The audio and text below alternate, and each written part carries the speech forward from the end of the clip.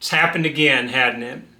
Just yesterday, as I'm doing this video in Georgia, a 14-year-old boy took a rifle to school, opened fire, killed 2 of his fellow students and 2 of his teachers, and wounded a number of other people before he was subdued.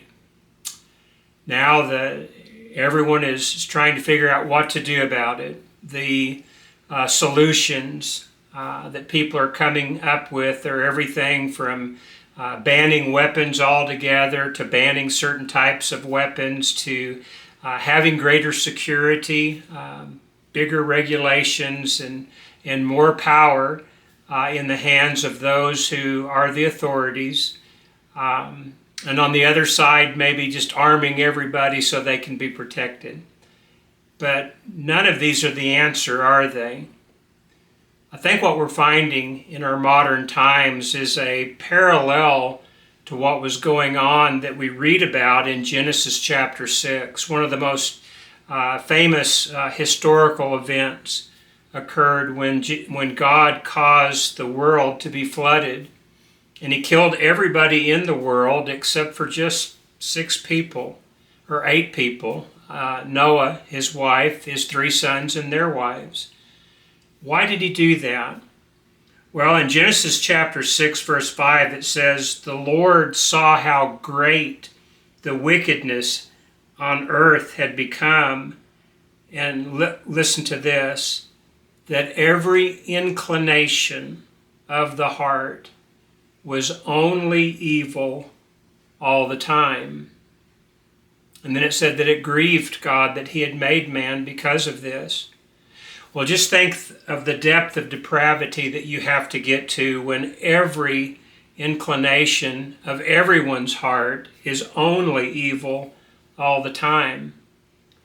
Well, we realize there are still a lot of good people in this world, but we have to admit that more and more people seem to have hearts that are inclined towards evil, if not all the time, then certainly most of the time.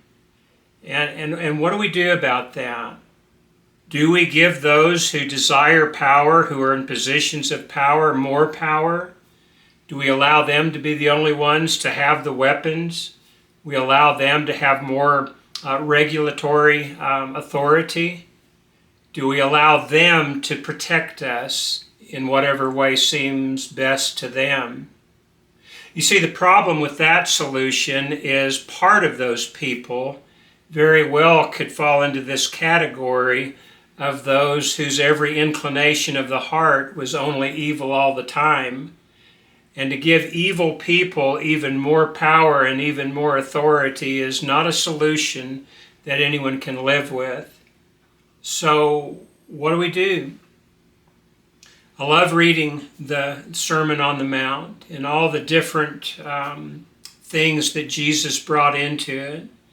He talked about, in essence, how it was the heart of men that caused man to sin. It wasn't just a man who committed adultery who was sinning, but it was the man who in his heart wanted to commit adultery. It wasn't just the man who had killed somebody that was guilty of great sin, but in God's eyes, it was also the man who hated his brother enough to kill him. And so we see it's a matter of the heart. The solution is also a matter of the heart. Jesus was asked, "What's the greatest commandment?" And he replied with 2. The first one, the greatest one, he said, was to love the Lord your God with all your heart and soul and mind and strength. And then he said to love your neighbor as yourself. Well, these are solutions, aren't they? When we start to love God and love other people from our hearts, then the world works as God designed it to work. But until that point, we're going to find ourselves just slowly devolving to the point where we're around a lot of people whose every inclination of their heart is only evil all the time. And I guess when you think about it, this is really what we're grooming people for. One of the unintended consequences of removing God from our schools has become a teaching that that somehow we're our own moral authority. And there have certainly been attempts to teach morals in school. You remember the character counts movement within the schools. It was heavily promoted, I think, by George W. Bush, but it didn't work. Things seemed to just keep on getting more and more wicked. How come? And of course, the answer is true character, the type of character that counts, comes from God. And so to try to teach character without God doesn't make any sense. It's like trying to teach cooking without food, or teaching someone how to swim without water. It doesn't work. And while I believe there's a lot of people who are sincerely wanting to fix things, their solutions for fixing things when they don't include God are absolutely worthless.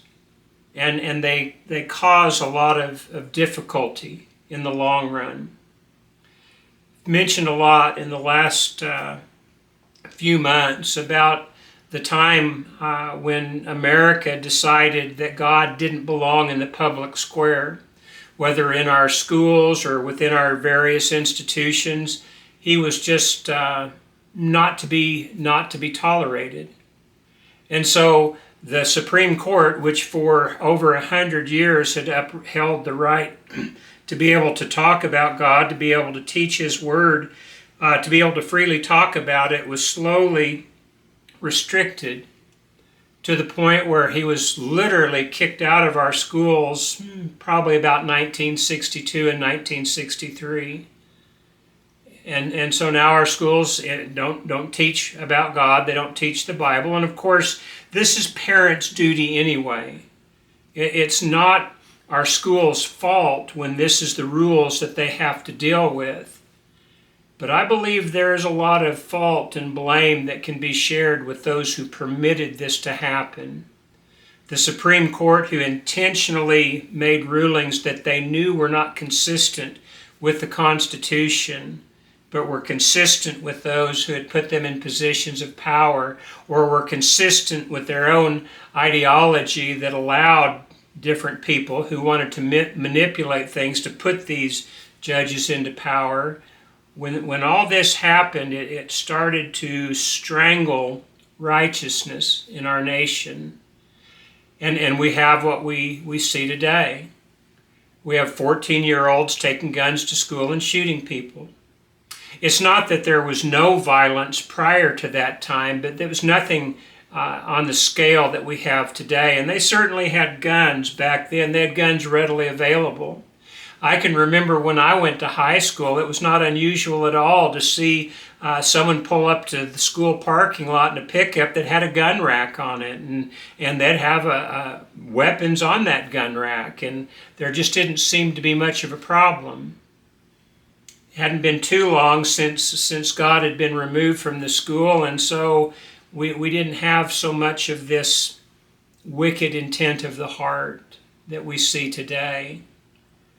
This 14-year-old boy, when he was 13 years old, he was making enough threats to the point where he was already on an FBI watch list. But there's not enough watch lists around. We don't have enough jail space to contain everybody that we deem to be a threat. You can't just start locking everybody up because they look suspicious. But we can deal with people's hearts. And I believe this is the solution to getting back to some semblance of what we had not too many years ago. If you look at what's permitted now within the public square, and I'll mention school, but I'm not picking on the school itself, because again, it's not the teacher's fault, it's not the administrator's fault that they're not permitted to include God within their curriculum. But you look at what's happened. We've removed God from the curriculum, and then we've taught our children that they're here by some kind of a random accident, and that morals are whatever the popular majority say morals are at any given time. Things that were crimes when I was a little boy are now not only legal to do, but it's a crime to speak out against those crimes today. When you don't have a standard that is firm, when your standards shift with time, then just the whole fabric of society comes unwound. And I believe that's what we're seeing today. And as a result of that, since God is not welcome in the public square, what is welcome? And of course, every convoluted idea that men can bring is welcome. If you were to look at the phones of our kids when they go to school, on most of them you'd very likely find various video games. And on a lot of these, a large percentage of these, are video games in which kids fantasize about killing people. They play games at home where they actually have a toy rifle where they become very good at marksmanship. Nothing wrong with these video games, people think. And so our kids learn to aim and to shoot. And because they don't have any guidance about God, and because their hearts are not right with God, they learn to aim and shoot without a moral standard, or at least without God's moral standard. And again, we come back to what we have today. There are metal detectors in just about every large school today. There are security guards in just about every large school today.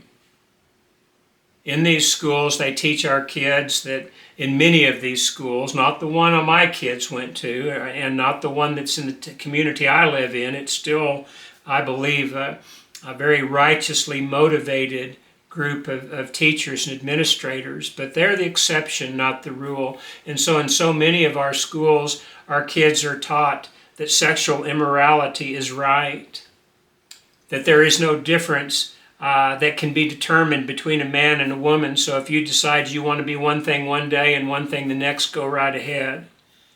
They've even got something called furries, where if you want to fantasize about being an animal, in some schools they'll honor that fantasy and treat you as if you are some kind of an animal and get after anybody who says you can't do that.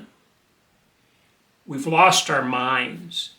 And the reason that we've lost our minds is because our hearts have gone bad.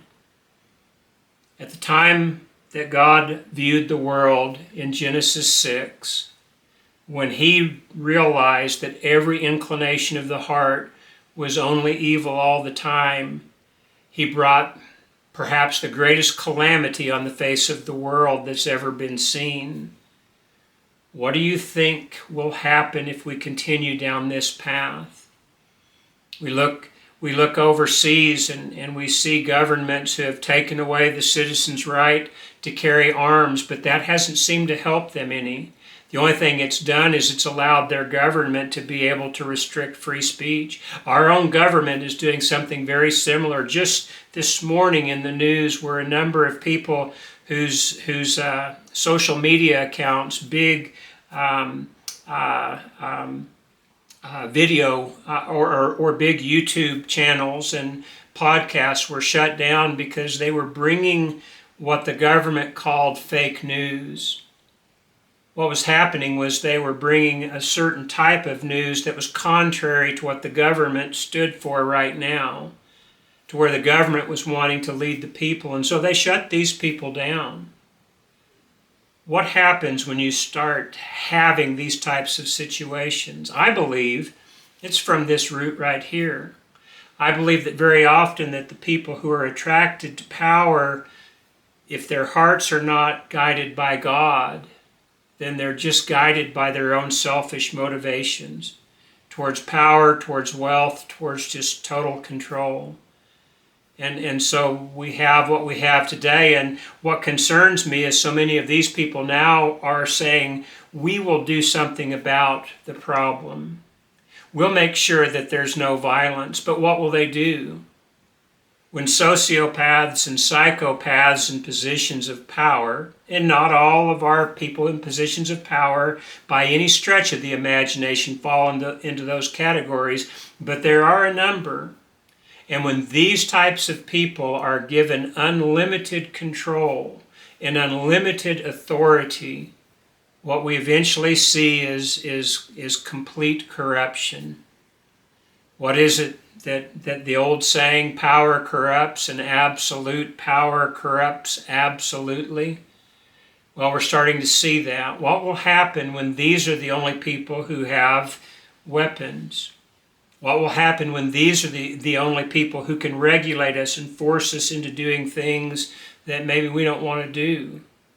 It's happening right now. It's happening before our eyes, and I'm afraid people are just sleepwalking through life and allowing it to happen. They're going to wake up one day and find out that things have changed. As a matter of fact, I imagine anybody that had gone into a coma 10 years ago and woken up today would be absolutely astounded with the difference in our nation in just 10 years. I doubt if they would believe it. 10 years ago, if you'd have told people what was going to happen today, they wouldn't have believed it. They would have demanded change. But when people's inclination of their heart is only evil all the time, you have an incremental stepping towards that total depravity. And we're getting there very fast. What's the solution? Do you remember again how we started? Jesus was asked, what's the greatest commandment? Love God with all your heart. What's the second? Love your neighbor as yourself. Until we come back to godly standards, until we have a change of heart, we will never have a change of the way that we act. We'll never have a change of action until we have a change of heart. And so all we can do, if we refuse to love God with all of our heart and to love our neighbor, the only thing we can do is wait for it to happen, because things will continue to get worse and worse until they're unbearable and until some great calamity occurs. We don't have to be that way, and we don't have to go down that path. And we don't have to permit 14-year-olds to bring guns to school anymore and kill the innocent. And we don't have to permit perverts to be in charge of our children who tell them that there's no difference between a boy and a girl and that they can do their own thing. We don't have to permit that. We don't have to hate the people that we're opposed to. As a matter of fact, we're required to love them. You remember what else Jesus taught? He said, you have heard it said, love your neighbor and hate your enemy, but I tell you to love those, to love your enemy, and pray for those who persecute you. We do need to have enough love for others that we're concerned for their eternal soul. And we do want to be praying for them. Are you praying for your leaders? Are you praying for those who are in positions of power who are now making more and more decisions? If not, and if I'm not, could it possibly be that we're part of the problem because we're walking in disobedience to God? I share the people's frustration with the idea that our children can come and just kill people indiscriminately. And I share people's frustration with the mounting crime that we have in America. And I share people's frustration with all the dangerous things that we have in society, but I don't share their solution. Their solution is to give more and more power to people who very well may fall into the category of those whose every inclination of their heart is only evil all the time. The solution is for us to repent. The solution is for us to love God. And the solution is for us to love our neighbor. If you want to change the heart, if you want to change the direction of the nation, rather, you're going to have to change the heart of the nation. And that will begin with you, and it will begin with me. And until that point, we're just going to have to put up with more and more children and more adults doing things that are more and more outrageous. Because as every inclination of the heart continues to trend towards only wickedness and only evil all the time, what we're going to reap is evil and sorrow. And it's going to come to a point where it's unbearable. I want to say again, the solution is not to give more power to those who are in positions of authority. The solution is to acknowledge the power and rightness of God and to come into compliance with His way because we love Him with all of our heart and we wouldn't want to do anything else. Are you tired of the things that are going on today? Welcome to the club. The question is, what will you do about it? Will your reactions be those that bring you closer to God or farther away? Because if they bring you closer to God, they will bring you closer to a solution for what ails our society right now. But if you're not inclined to go closer to God, then our problems are just going to get worse and worse until finally we just consume one another with bitterness and hatred. I'm praying that doesn't happen. As a matter of fact, I'm an optimist in many ways at heart. I know that God is powerful enough to turn things around, but that turning has to begin with you and me, and it will begin with us getting our hearts right before God. We can choose to be those who love God with all of our heart, or we can choose to be those whose every inclination of the heart is only evil all the time. And that choice will not only determine our eternity, but it will also determine the type of world we live in until that point. Something to think about, isn't it? Appreciate your listening today. If you've made it this far, I appreciate your making it all the way through. Do me a favor, like the video and share it if you can. It'll help more people to come into contact with this type of a message if you think this type of a message is important. But until next time, I pray that God will richly bless you as you seek to serve Him with all your heart.